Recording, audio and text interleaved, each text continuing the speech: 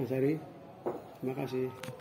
Kepala SMA Negeri Surakarta yang saya hormati, Bapak Ibu guru dan karyawan SMA Negeri Surakarta yang saya hormati juga, anak-anakku siswa kelas 10 fase E, kelas 12 fase F yang saya cintai dan saya banggakan, adik-adik BPG BPL, mahasiswa yang berbahagia.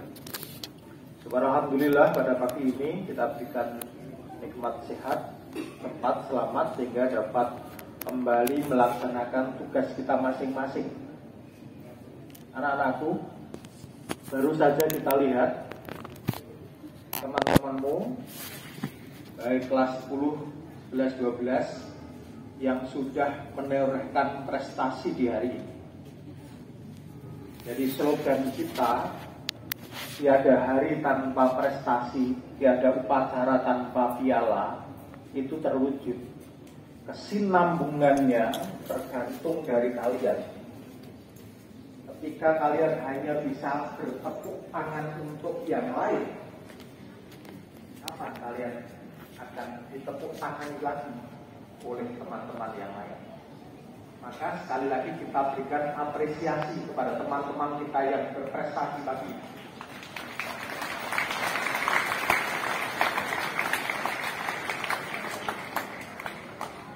Prestasi yang mereka raih tidak instan, tidak serta-merta, butuh perjuangan, butuh latihan, butuh pembiasaan. Kalau hanya pembiasaannya seperti itu, dibiasakan saat upacara atau apel, melaksanakan tugasnya masing-masing. Kalau peserta disiapkan istirahat, saatnya mendengarkan. Oke, saya lanjutkan. Prestasi yang diraih teman-temanmu selain menjadi kebanggaan bagi kita, adalah motivasi juga bagi kita. Kapan kalian bisa seperti mereka tadi? 3 tahun di SMA 4, kapan kalian akan menorehkan prestasi? Jangan hanya sebaliknya, malah membuat permasalahan. Silahkan semua nanti koreksi, introspeksi, apa yang sudah kalian lakukan di SMA Negeri 4 Surakarta. Masih ingatkah visi SMA Negeri 4 Surakarta? Di situ ada 3 hal minimal. 1, berkarakter, yang saat ini diarahkan sesuai dengan profil pelajar Pancasila. Yang kedua, unggul dalam prestasi. Wujudnya hari ini salah satunya. Wujud yang lain apa? Prestasi akademik. Masyarakat akan selalu melihat perkembangan tahun demi tahun. Pertanyaannya sederhana. Berapa persen alumni SMA 4 yang diterima di perguruan tinggi negeri? Berapa persen yang masuk SNBP, SNBT dan sebagainya? Berapa rataan UTBK dan sebagainya? Kelas 12.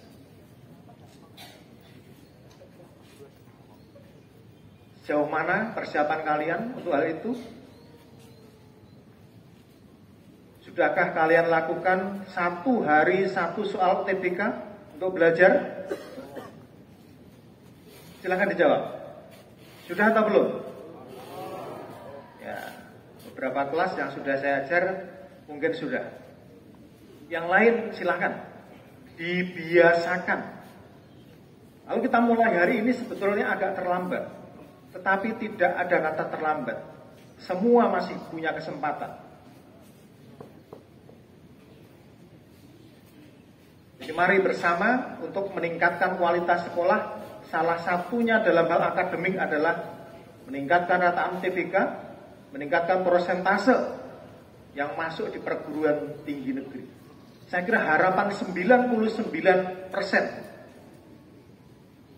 anak-anakku kelas 12 adalah masuk perguruan tinggi negeri. Waktunya masih cukup, untuk lakukan persiapan itu. Maka kurangi hal-hal yang tidak perlu. Jadi sekali lagi, manfaatkan waktu yang ada, terutama kelas 12, untuk kesiapan kalian.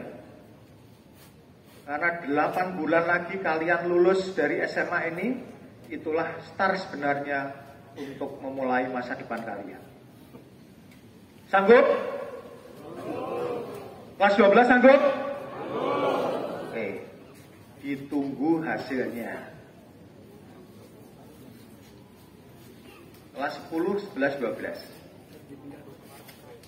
Kita bisa belajar di SMA 4, sekolah yang kita banggakan ini, ketika situasinya aman dan nyaman. Aman dan nyaman. Bagaimana kalian bisa berpartisipasi untuk menjaga itu? Maka marilah bersama kita mencegah adanya tindak kekerasan. Ada 6 macam tindak kekerasan. Salah satunya adalah kekerasan psikis. Kalau fisik, selama berapa tahun terakhir tidak ada. Sudah tidak ada zamannya lagi anak SMA itu padu, gelut, menganiaya, tawuran. Insya Allah di sini tidak ada. Tapi yang kekerasan psikis ini yang marak terjadi. Menghina, contohnya, mencemooh, baik secara langsung verbal maupun melalui transaksi elektronik.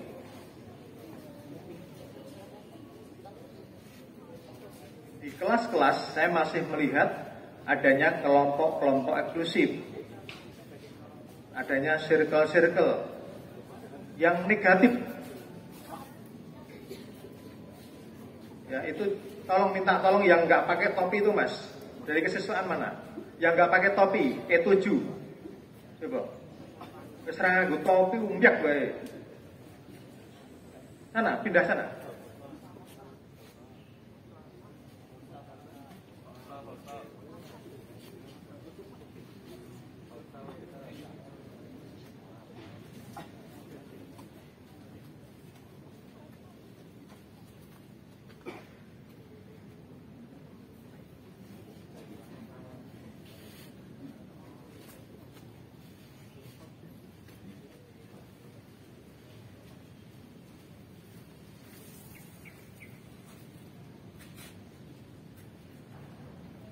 Jadi saya ulangi, kekerasan psikis yang marak dimanapun, tidak ada di tempat kita. Untuk menghindarinya gimana? Seperlunya. Jadi kita itu kalau hidup seperlunya, sakmadyo, biasa saja, tidak akan banyak masalah.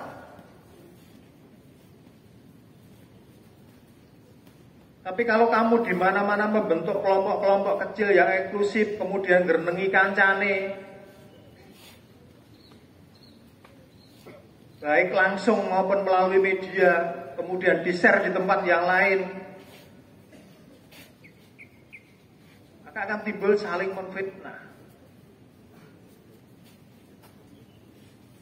Itu awal dari kekerasan psikis.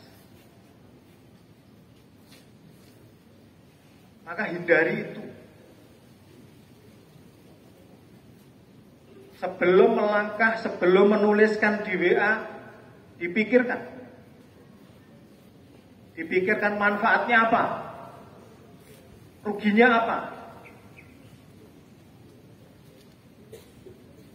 Untungnya apa ketika kita membicarakan kekurangan orang lain? Ruginya apa kalau kita diam?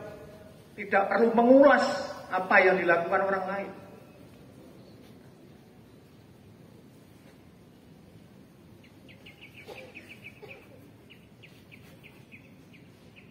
Nah, maka saya minta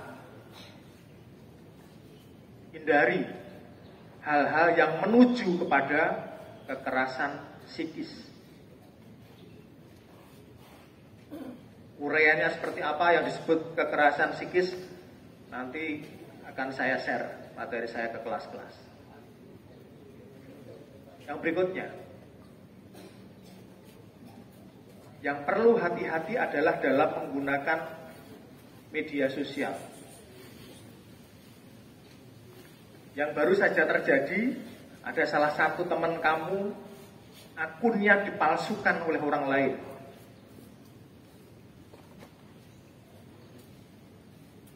Akun TikToknya dipalsukan oleh orang lain. Orang lainnya ya teman sendiri.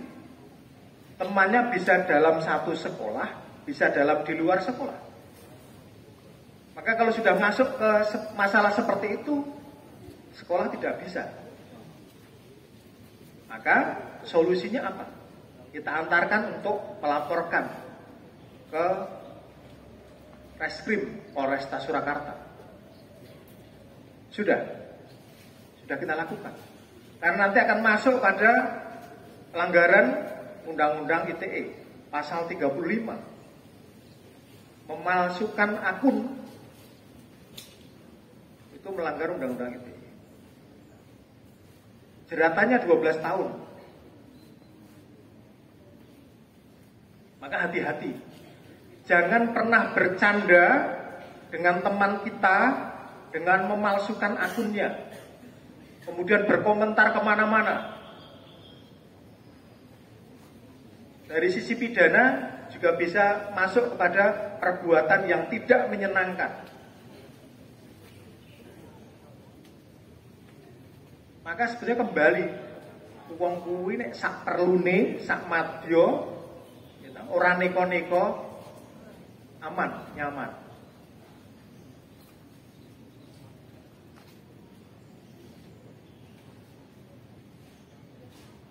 Yang berikutnya, untuk menambah kenyamanan kita di sekolah, sekolah punya program. Mulai besok pagi akan dimulai dari OSIS.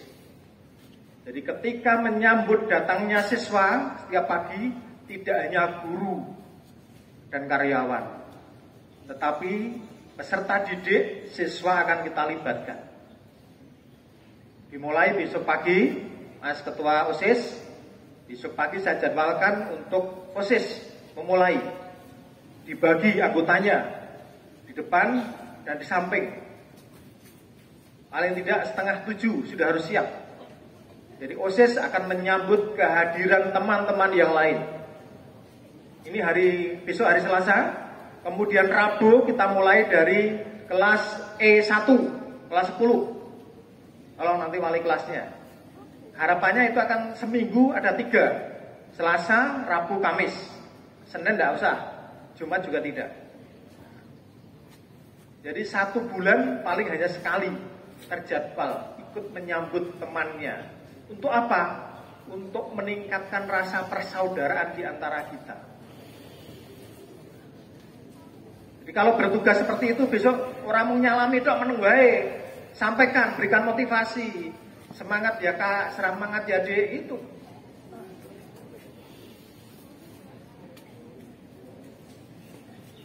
OSIS, ketua OSIS mana?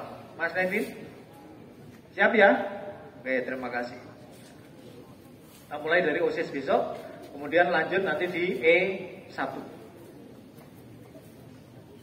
Nah, anak-anakku, kita punya TPPK.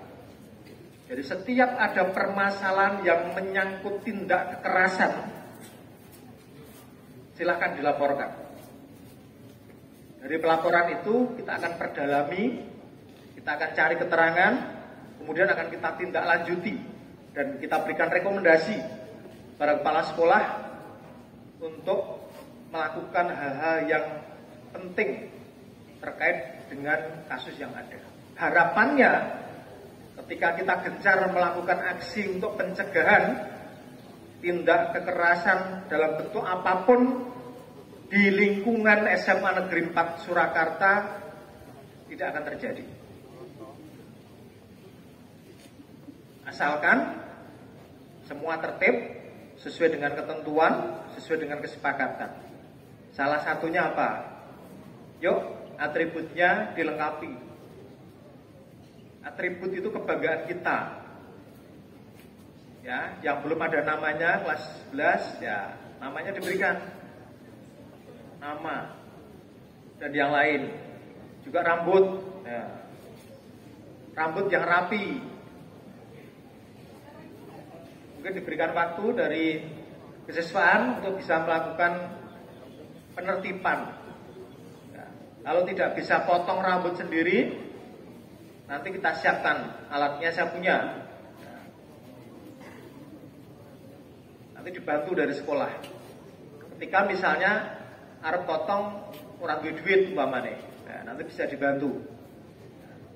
Harapannya apa? Rapi. Kalau rapi, ya, temennya melihat juga senang. Maka di dalam gerakan sekolah sehat itu, sehat dirinya mulai dari rapi. Kalau pagi sebelum berangkat, pastikan sudah sarapan. Kalau nggak sempat sarapan, bawa bekal. Jadi masuk di sekolah harus dalam kondisi bugar. Nggak boleh orang bangun tidur langsung berangkat sekolah, harus bugar. Ya, sanggup semuanya? Sanggup. Demi masa depan kalian. Anak-anakku pernah melihat keris. Keris sudah pernah lihat? Keris. Ya. Keris itu adalah pusaka peninggalan leluhur kita. Sebuah keris itu bisa dikatakan ampuh karena memiliki daya pancar, memiliki pamor, memiliki aura. Kenapa bisa begitu? Kok hanya besi kok bisa memiliki kekuatan? Kenapa? Karena ditempa dengan tungku yang panas. Tungku yang panas itulah kawah Condro Dimuko, itulah sekolah. Yang menempa itu siapa? Yang menempa keris jenenge sapa? Hah? Yang membuat keris jenenge sapa? Empu. Empunya di sekolah siapa? Bapak Ibu guru. Maka ketika kamu ditempa di sekolah yang baik, yang teratur, yang disiplin oleh guru-guru yang profesional, insya Allah kamu akan menjadi seperti keris, menjadi orang yang berprestasi, orang yang ampuh, orang yang disegani, ya, orang yang akan sukses masa depannya. Assalamualaikum warahmatullahi wabarakatuh.